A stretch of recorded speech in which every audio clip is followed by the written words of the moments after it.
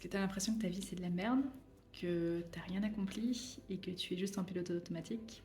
C'est probablement le cas. Probablement que ta vie c'est de la merde, mais c'est pas grave, la mienne aussi, selon les standards établis par la société.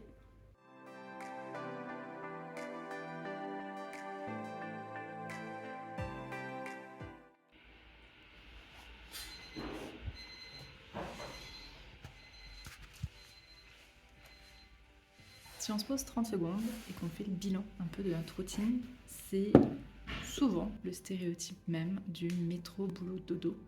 Et on répète toujours les mêmes choses. On passe à travers le temps, mais c'est pas particulièrement une vie hyper riche où on pourra dire à la fin de l'année, à la fin de notre vie, plutôt cool, j'ai vraiment accompli des grandes choses et je suis content ou contente d'avoir vécu cette vie-là. Ouais.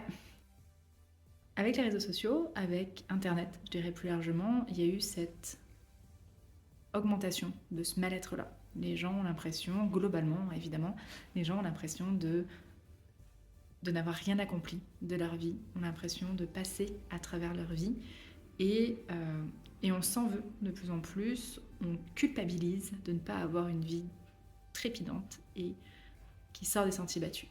Par exemple, tu le sais, je suis entrepreneur et quand on parle d'entrepreneuriat, on a souvent les mêmes choses qui reviennent.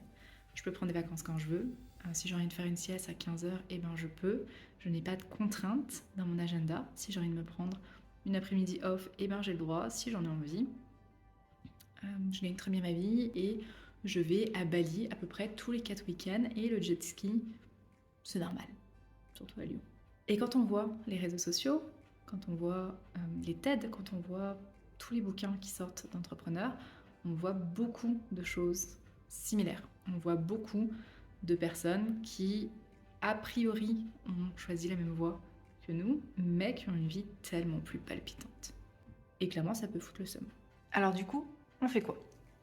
On gagne pas au loto, enfin, moi en tout cas, j'ai pas encore gagné au loto, donc les voyages à Bali et compagnie, tous les 4 matins, c'est pas possible.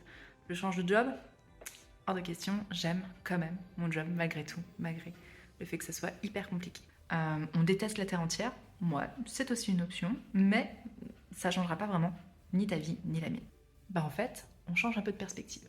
Et je vais te donner 5 trucs que j'utilise quasiment au quotidien pour décompresser, pour prendre du recul et pour en fait dire non, ma vie c'est pas de la merde et elle est quand même pas mal cool.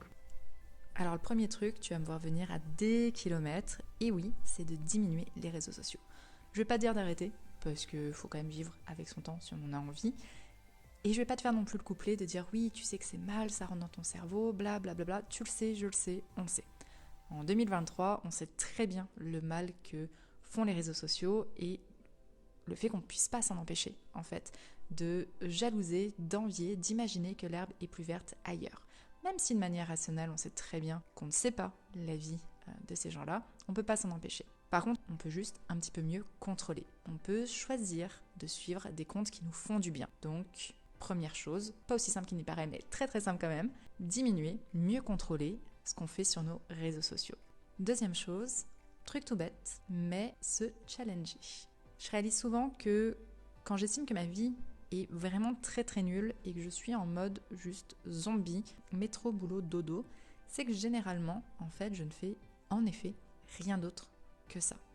Mais quand je dis rien d'autre, c'est vraiment rien d'autre. Je me lève, je bosse à 8h, j'enchaîne les mails, les rendez-vous clients, les productions clients, les cours, les corrections, les formations. Il est 21h, 22h, je suis claquée parce que je ne fais pas de pause. Très mal, mais je ne fais pas de pause. Et je mange 3 morceaux et tout ce que j'ai envie de faire après, c'est d'aller me coucher. Et le week-end, j'essaie de récupérer mon quota de sommeil. Bref. Et ça, c'est horrible. C'est horrible parce que les semaines, elles peuvent très bien défiler et défiler très très vite. On a tous eu la petite phrase de « Mon Dieu, c'est déjà la fin de l'année. Mon Dieu, mais le mois est passé tellement vite. » Mais parce que parfois, on est en mode automatique. Et le fait de me challenger, le fait d'être proactive, le fait de sortir de ma zone de confort sans me jeter sous les roues d'une voiture, évidemment, eh ben, ça me permet d'apprécier beaucoup plus ma vie. Alors ça peut être des trucs Vraiment tout bête. Comme de dire, ce mois-ci, je me challenge à manger végétarien. Ce mois-ci, je vais améliorer mon style de dessin. Ce mois-ci, je vais essayer de lire 2 livres alors qu'habituellement, j'en lis qu'un. Je te vois lever les yeux au ciel et dire « Ouais, ça révolutionne pas non plus le monde, Andrea. » Mais en fait, si, parce qu'on apprend des nouvelles choses. C'est le fait de devenir une meilleure personne. Et c'est hyper méga gratifiant. Le fait de se dire « Ouais, il y a 1 an, j'étais pas capable de faire telle chose. » Eh bien, ça peut paraître risible, mais en fait, quand on réalise ça, on est vraiment fier de soi. Et on se dit « C'est quoi la prochaine étape ? Comment je peux être encore meilleur la fois d'après ?» Donc, au quotidien, challenge-toi. Un truc que t'aimes, évidemment, ne te force pas à manger des poivrons si tu détestes ça, mais essaye de changer un petit peu ton quotidien au lieu de le subir et d'être vraiment dans le métro boulot dodo. Le 3e point, c'est d'apprendre à apprécier son quotidien. Je te vois lever les yeux au ciel et te dire mon Dieu, on est vraiment dans du développement personnel. Et en fait non, pas du tout. Enfin oui, très très sûrement, mais pas dans le sens quétaine comme on dit en bon québécois de la chose. En fait, c'est juste que notre cerveau est programmé pour voir ce qui va pas. C'est ce qui nous a permis de survivre dans les cas les plus extrêmes. Et on a aussi tendance, naturellement, à oublier les trucs positifs. On a tous vécu le cas où une personne nous dit un compliment et on dit ouais ok c'est cool, t'es merci, la personne est gentille, puis voilà. Alors qu'elle nous dit une méchanceté ou juste pas un compliment. Et là on en fait tout un pataquès. Et là on y pense pendant des jours et des jours et des jours. Alors que techniquement c'est le même niveau que ce soit un compliment ou pas. Bref, on a tendance à oublier les points positifs. Ou il faut que ça soit exceptionnel pour qu'on puisse s'en rappeler. Sauf que notre vie, elle n'est pas forcément exceptionnelle tous les jours. Sinon, tu serais pas en train d'écouter cette vidéo en fait. Mais par contre, ce que tu peux faire, c'est juste prendre le temps de te poser et de te dire qu'est-ce qui s'est passé de cool aujourd'hui. Je vais te faire une petite confession. Pendant à peu près 4-5 ans, j'ai tenu un bullet journal. Là-dedans, je marquais un peu mes émotions, certes, mais surtout un petit bilan de ma journée. Et en 2022, je ne l'ai pas fait. Et en fait, quand est venu le temps du bilan 2022, j'ai eu l'impression de n'avoir strictement rien fait de mon année. Et en fait, pas du tout. J'ai vécu de super moments, comme tout le monde, j'ose espérer. Et mon conseil, c'est de prendre un petit 30 secondes pour noter un truc sympa qui s'est passé dans ta journée. C'est pas obligé forcément d'être révolutionnaire, mais ça peut être un fou rire que t'as eu avec un pote. Ça peut être un super bon resto, un film très chouette que tu as vu. Ça peut être un débat que tu as eu avec des gens. Et je sais que ça peut paraître risible, mais en fait, à la fin de l'année, tu relis ces notes-là, et bien ça te fait dire que ta vie est faite de moments positifs. Peut-être que tu n'as pas monté le mont Everest, mais t'as aidé ta pote à déménager et à prendre son envol. Et bien c'est cool. C'est cool parce que ça vous fait un souvenir, en fait, ensemble. En parlant des potes, mon 4e conseil, qui est probablement le plus dur, c'est de faire du tri dans ton entourage. C'est hyper important. Si tu es entouré de personnes qui sont négatives, qui sont tir au flanc, qui broient toujours du noir, qui jalousent tout le monde, en fait, tu finis par devenir comme ces personnes-là et surtout, tu finis par déprimer. Avoir un entourage sain, un entourage qui, pas forcément est des petits papillons, mais un entourage qui dit « Ouais, ok, c'est dur. Ouais, c'est vrai que c'est pas facile tous les jours, mais on essaye de s'en sortir. C'est quand même notre vie. » Et bien, ça enlève de la pression et ça permet de juste respirer.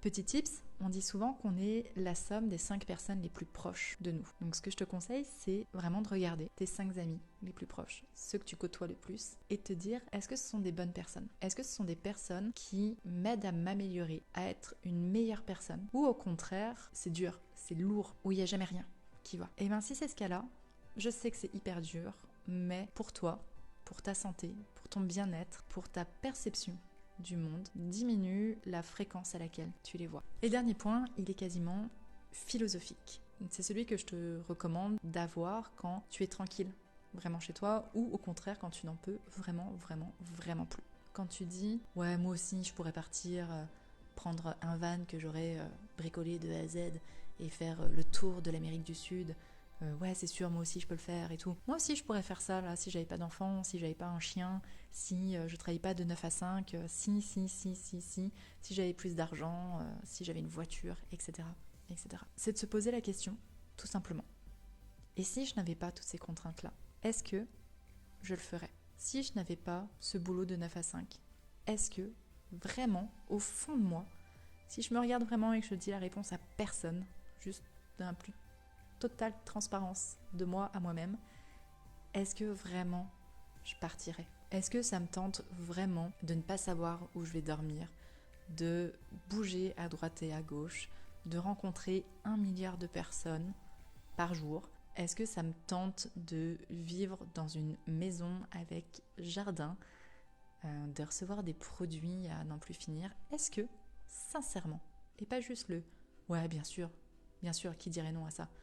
Pas ça, vraiment juste « est-ce que je le ferais pour de vrai et je kifferais ça ?» Et si c'est le cas, si la réponse est oui, alors je te conseille de mettre en place un plan d'attaque pour y arriver, parce que si tu le fais pas, tu le regretteras. Tu auras l'impression d'être passé à côté de ta vie. Mais la plupart du temps, ou en tout cas dans beaucoup de cas, de ce que j'ai pu remarquer, en échangeant évidemment avec plusieurs personnes qui se sont posées cette question-là, c'est qu'en fait, au fond, on aime notre vie. Peut-être qu'elle n'est pas exaltante, comme ce qu'on voit dans les films et sur les réseaux sociaux, mais c'est notre vie. Elle nous appartient et on l'a construite, en fait, de nos petites mains. Et je te promets que te poser cette question-là, ça permet de relativiser vraiment et t'enlever une énorme pression et tout simplement d'aimer un peu plus ta vie.